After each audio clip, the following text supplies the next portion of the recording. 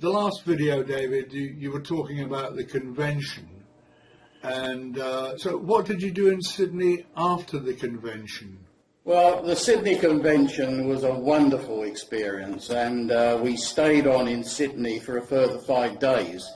Whilst there, we took in a really fantastic visit to the Blue Mountains, which are absolutely wonderful. And being in Australia, we also visited the Featherdale Wildlife Park, which consists of all the Australian animals. And, you know, again, very, very interesting. And so that we could see the city in a fairly wide angle, we went up the Sydney Tower. And again, you get a wonderful look over the city of Sydney. Right. We were also very, very fortunate to be able to get onto a tool ship, a mastic tool ship, to take us around the Sydney Harbour. And it was by chance, actually, we got onto this particular ship. I should have been invited to go on via the Youth Exchange Committee, but in their wisdom, they didn't send me the email, so I didn't get it. And Carol, knowing Carol, was letting off about not being invited to this thing, and a lady from the Northern Queensland Rotary Club overheard the conversation and said, well, look, you know, we can get you on our ship because we just hired one. So that's what we did, and we had a lovely time on a 3-masted tool ship going around the harbour and beyond. Okay, when did you leave Sydney then? Well, that's another story, Ian. We picked a very bad day to actually leave Sydney.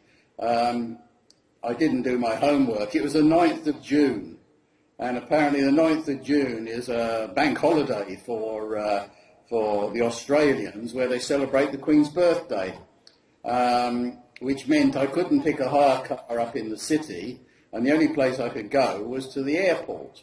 Well, I thought the airport was to the north of Sydney, which was fine to go to Brisbane, which is up north. But no, I got it completely wrong. The airport's actually south of the city. So we ended up in a strange car on roads which I've never ever been on. I've never obviously driven in Australia before, having to go through the city to get the road up to Brisbane. You know, luckily we found it all okay, so it was good.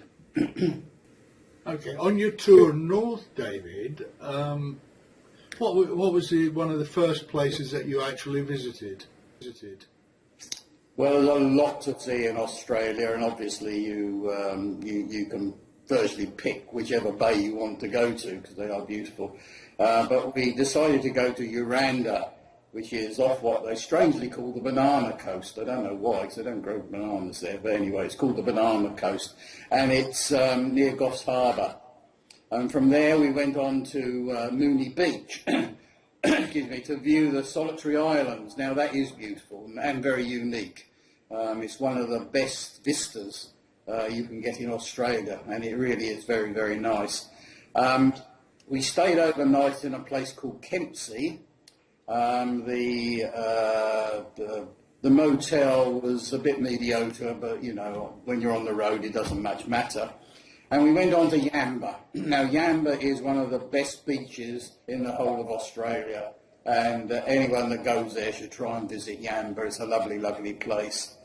And from there we went on to Byron Bay, which again is a beautiful bay, but the trouble is one bay starts looking like another bay, so, but there's one thing that's very clear on all of the beaches are sharks. Every beach has got shark nets out, excuse me, out in the ocean. So, being the coward that I am, I certainly didn't go for a swim in the sea, but we did actually paddle. So we did dip our toes, but no way was I going to go into that water. Tell me, David, when did you actually reach Brisbane? Well, we reached Brisbane on the 11th of June, and we met up with our Rotarian friends there. Their names are Anne and Ray Brand. Now, Ray and Anne both district governors of their local district. Now, Anne was actually district governor during my year as district governor, and this is how we met when we were in San Diego. So we went to stay with them. They live in the west of Brisbane, and I must say they made us very, very welcome. That's nice. Did you see much of Brisbane at all? Yeah, well, obviously Anne and Ray took us by car to show us Brisbane City. Now, it's a very different place to Sydney, and in many ways it's a lot better. We took a river cruise through the city and beyond. We also went, this is another story, we went to a government building to obtain a copy of a marriage certificate of my stepmother. Now here we met the only Australian who was really rude to us. Very unusual, but she was rude. But maybe it was partly my fault, because I did ask her if she was having a bad day, and I don't think she took it too well. It was good to see Australia in this way, away from the usual tourist spots, and to meet and talk to different people. Yeah, it's good. That's nice. That's nice. So, did you see much else? Any Rotarian connections at all? Yeah, well, we were taken to the Gold Coast, to Broadbeach, and to Surfers Paradise. Now, I don't know whether people realise, but Surfers Paradise is a skyscraper city. It's very modern, and they have what they call meter maids there. Now, this is very strange, because these girls actually put money into the meters for you. Really? Yeah, if your time goes over, they come along and put money in for it. It's most peculiar, but there we are. That's nice. That's Australia for you. Yeah, now we also met up with some very distant relatives of mine, Bill Parker.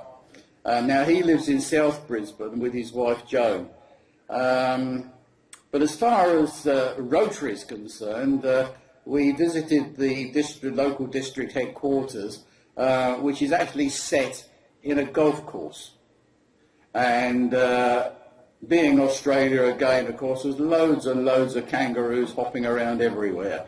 So I don't know quite how the golfers get on, because the kangaroos must get hit occasionally with these golf balls, I should think, but there we are. Yeah. I also visited the Rotary Club of Sunnybank Hills, where I gave a short talk about the district, London district, and my life as DG. Unfortunately, I didn't have any Greenford banners, because we hadn't ordered any, we hadn't got any, so I had to sort of hand over something. So I have one or two of my banners from when I was district governor for 2010-11, and yeah, they were gratefully accepted, so I did hand over a banner.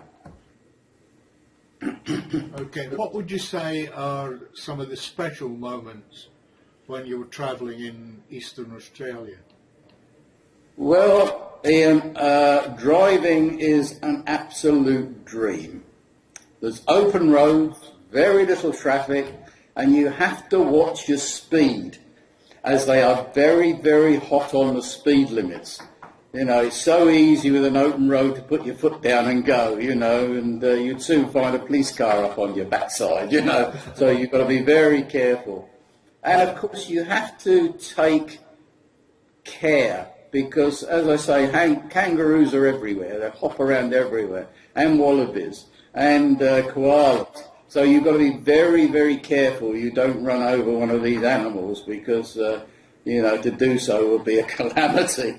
And I suppose other special moments, obviously, is meeting our distant relatives for the first time in Brisbane.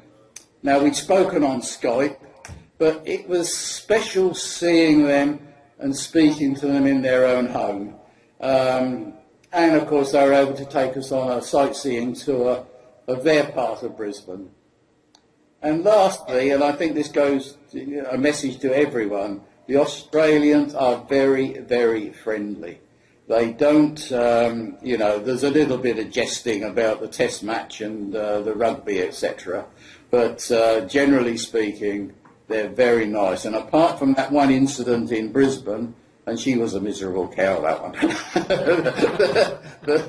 the Australians are wonderful, and everyone we met was very, very friendly. Yeah. Okay. What do you think you might talk about on the next one, the next video? Well, as I mentioned in the first video, that there was 3 reasons of going to Australia, and I mentioned going to Mount Isa. Now, most people say to me, "Why the devil you want to go to Mount Isa, and where is it?" Well, to acquaint you as to where it is, it's in northern Queensland, and it is very near the Northern Territory borders. It's a big mining town, and it's very, very dry. They hadn't actually, when we were there, they hadn't had rain for 18 months. But the reason we went to Mount Isa is that my father was actually buried in that town. And obviously, visiting Australia, it was important to me that we went and saw the grave. And I should be speaking about my experience in going to the Rotary Club of Mount Isa, and just filling in bits on that part of the tour. Thank you very much for that, David. Look forward to the next one.